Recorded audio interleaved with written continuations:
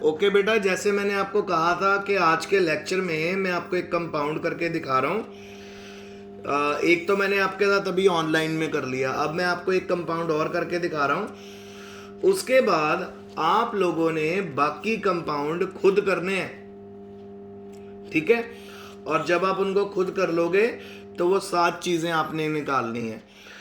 क्या क्या है वो 7 चीज़ें बेटा? तो एक तो है, उसके अंदर आप लोगों को निकालना है coordination number, oxidation state, naming करनी है, फिर मैग्नेटिक मोमेंट निकालनी है, फिर शेप बतानी है कौन सी है, फिर आइसोमर्स बना के दिखाने हैं।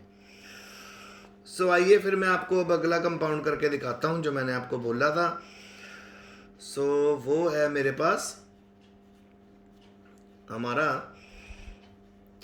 आइए लिख लेते हैं इसको, सेकंड कंपाउंड आज का, कोबाल्ट, NH3 5Cl बड़ी ब्रैकेट क्लोज Cl2। अब हमने इसको सॉल्व करना है। तो बेटा जो मैं आपको स्क्वायर रूट बोल रहा था ना, 15 का 4 होता है, तो वो बिल्कुल ठीक बोल रहा था मैं आपको। 3.8 होता है और उसको हम 4 ले लेते हैं, खासकर जो नॉन मेडिकल के बच्चे कह रहे थे कि पॉसिबल नहीं है, तो इसलिए मैंने आपको और इजी कर दिया। मैंने आपको टेबल ही भेज दिया है, टेबल भेज दिया मैंने आपको स्क्वायर रूट का 100 से लेके 1 से लेके 100 तक का। तो जो भी आपका मैग्नेटिक मूवमेंट में स्क्वायर रूट आएगा उसको सॉल्व कैसे करना है, उसकी वैल्यू आप उस टेबल में देख लेना, आपको पता चल जाएगी। तो आइए टाइम ना वेस्ट करते हुए इस कंपाउंड को करते हैं। तो सबसे पहले अगर हम ऑक्सीडेशन देखें, कोबाल की ऑक्सीडेशन स्टेट देखें, अमोनिया हमारा न्यूट्रल हो गया, -1 का चार्ज अंदर है, बाहर निकल के +2 हो जाएगा, +3 हो जाएगा। तो सबसे पहले इसका आईयूपीएक नेम क्या है? आईयूपीएक नेम बना पेंटाअमीन, पेंटाअमीन क्लोराइडो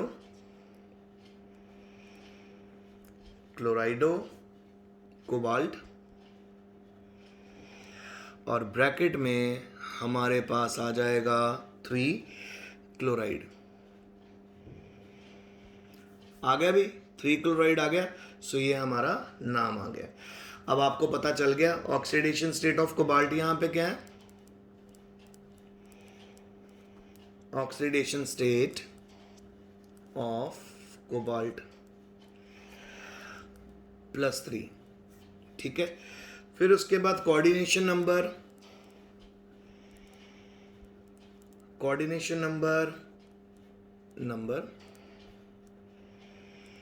6, शेप ऑक्टाहेड्रल, ठीक है। पहला पार्ट हो गया, सेकंड पार्ट हो गया, थर्ड पार्ट हो गया, फोर्थ पार्ट हो गया। अब आगे आ गया बेटा हमारे पास इलेक्ट्रॉनिक कॉन्फ़िगरेशन, ये है 5वां नंबर।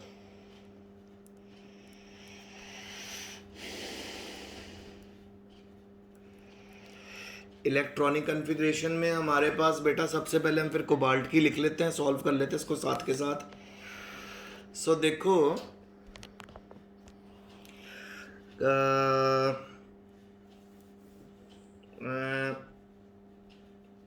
ओके, इलेक्ट्रॉनिक कॉन्फ़िगरेशन लिखते हैं।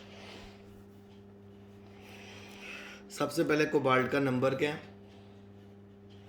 28, तो ये बनेगी 3d8 4s2, scandium, titanium, vanadium, chromium, manganese, iron, cobalt 27। Okay, cobalt 27 है, तो 3d7 4s2। ओके, ऑर्बिटल बना लो, 2 इलेक्ट्रॉन फिल किए, 1 2 3 4 5 6 एंड 7। अब इसको +3 में लेके जाना है, तो 3 इलेक्ट्रॉन माइनस किए, तो ये बन जाएगा हमारे पास 3D 6 4s 0। सो 3D में कितने ऑर्बिटल आ गए हमारे पास, इलेक्ट्रॉन आए बेटा, 4s तो 0 ही है, 1 2 3 4 5 एंड 6। सो अब आप मुझे ये देख के बताइए कि यहाँ पे हमारे पास 3D ऑर्बिटल में अब हमारी इलेक्ट्रॉनिक कन्फिग्रेशन क्या बन गई, 3D 6 बन गई, और जो वो मैंने आपको T2G और EG का बताया तो उसके हिसाब से ये बन जाएगा T2G 6। क्यों T2G 6? अब मैंने आपको भी करवाया था, ये देखो ये डायग्राम है।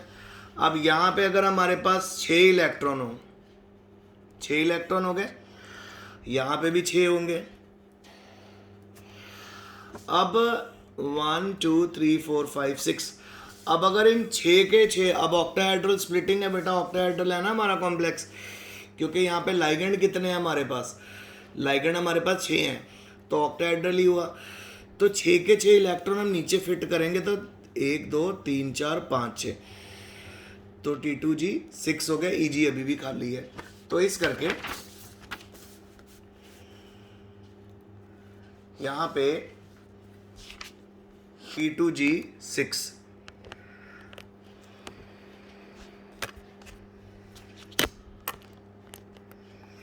T2G 6 हो गया। अब मैं आपको दिखा भी देता हूँ कि यहाँ पे T2G 6 कैसे हुआ। देखो सबसे पहले हमने ऑर्बिटल बनाने हैं, 5 ऑर्बिटल बनाए तो हमारे पास कितना आ रहा है, 3D 6 आ रहा है। सो बना दो 1 2 3 4 5 एंड 6। अब इसको ले जाओ जी आप in the presence of ligand, in the presence of ligand भी 1 2 3 4 5 एंड 6। सो यहाँ पे लिखेंगे इन द प्रेजेंस ऑफ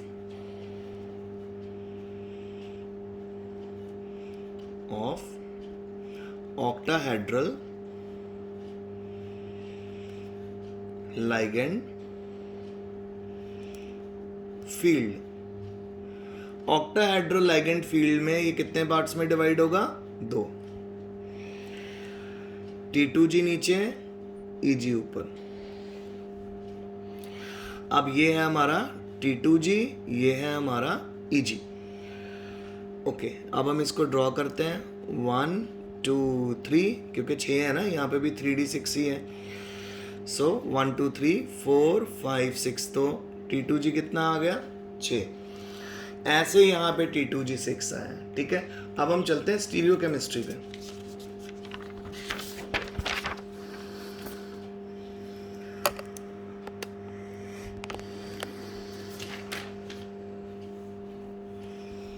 छठवां पार्ट, स्टीरियो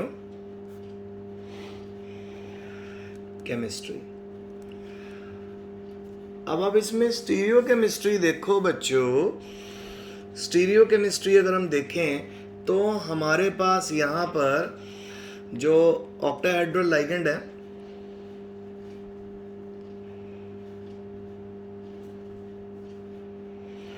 और उसी तरह से इसके बॉन्ड्स दिखा देने। अब मैं आपको एक बात बताना चाहता हूं कि अगर आप इस कंपाउंड को लिखो तो क्या है ये, कोबाल्ट, NH3 कितने हैं, 5, Cl बड़ी ब्रैकेट क्लोज Cl2। अब ये कंपाउंड है बेटा, यहाँ पे ना हमारे पास ना तो सिस फॉर्म बनने के लायक है ना ट्रांसफॉर्म बनने के लायक है। क्यों? अगर सिस और ट्रांस बनानी थी तो NH3 हमारे पास 4 चाहिए थे, Cl हमारे पास 2 चाहिए थे। तो क्योंकि यहाँ पे Cl एक ही है तो यहाँ पे ज्योमेट्रिकल आइसोमेरिज्म तो इसका पॉसिबल नहीं होगा। तो ये भी देख लेना कि आपके मॉलिक्यूल में ज्योमेट्रिकल आइसोमेरिज्म पॉसिबल हो रहा है कि नहीं। अगर पॉसिबल हो रहा है तभी उसको बनाना, नहीं तो सीधा आप ऑप्टिकल आइसोमेरिज्म बनाओगे। तो यहाँ पे सिंपल ऑप्टिकल आइसोमेरिज्म बनेगा, क्योंकि हमने देखा है कि यहाँ पे ज्योमेट्रिकल आइसोमेरिज्म बनाने के लिए 2 क्लोरीन चाहिए थे, जो नहीं है, यहाँ पे 1 क्लोरीन है। तो सीधा ऑप्टिकल बनाता हूँ, ऑप्टिकल आइसोमेरिज्म बनाता हूँ। सो ऑप्टिकल आइसोमेरिज्म के लिए मुझे यहाँ पे बनाना है मिरर। मिरर बन गया, बस फिर आपने यहाँ पे ऐसे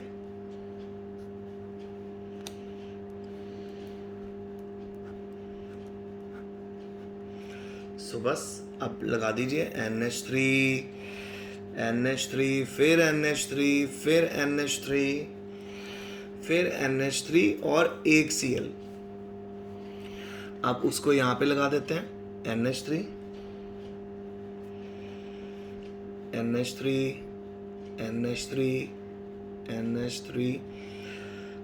फिर NH3 एंड Cl। अब आप देखो बेटा, ये मिरर इमेज ऑप्टिकल आइसोमेरिज्म की सुपर इम्पोजेबल नहीं है, इसके ऊपर नहीं रखी जा सकती। So mirror image is non super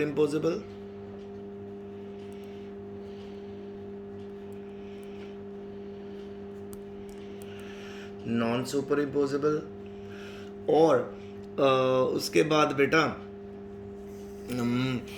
non super imposable आ गई तो hence compound is optically active. अब अगला सवाल आ गया हमारे पास सेवंथ सवाल जो हमारे पास आया है वो आया है हमारे पास बेटा अपना मैग्नेटिक मोमेंट।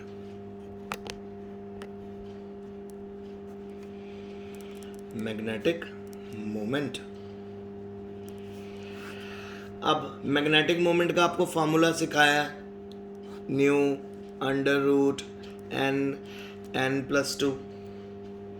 ठीक है, अब मैं आपको बताऊं कि यहाँ पे मैग्नेटिक मोमेंट हमारी क्या आने वाली है, जीरो मैग्नेटिक मोमेंट आएगी। क्योंकि अगर आप नोटिस करो बेटा, कोई अनपेड इलेक्ट्रॉन तो है ही नहीं हमारे T2G में। अगर आप T2G के इलेक्ट्रॉन देखो, T2G 6 में देखो इलेक्ट्रॉन 1 2 3 4 5 6 अनपेड इलेक्ट्रॉन तो बचे ही नहीं। तो जब अनपेड इलेक्ट्रॉन है ही नहीं तो यहाँ पे मैग्नेटिक मोमेंट हमारी क्या रहेगी, 0। ठीक है, सो ये मैंने आपको यहाँ तक आपका कंपाउंड करवा दिया। अच्छा, टेट्राहेड्रल और ऑक्टाहेड्रल फील्ड की स्प्लिटिंग भी आपको दिखा देता हूं। ये देखो,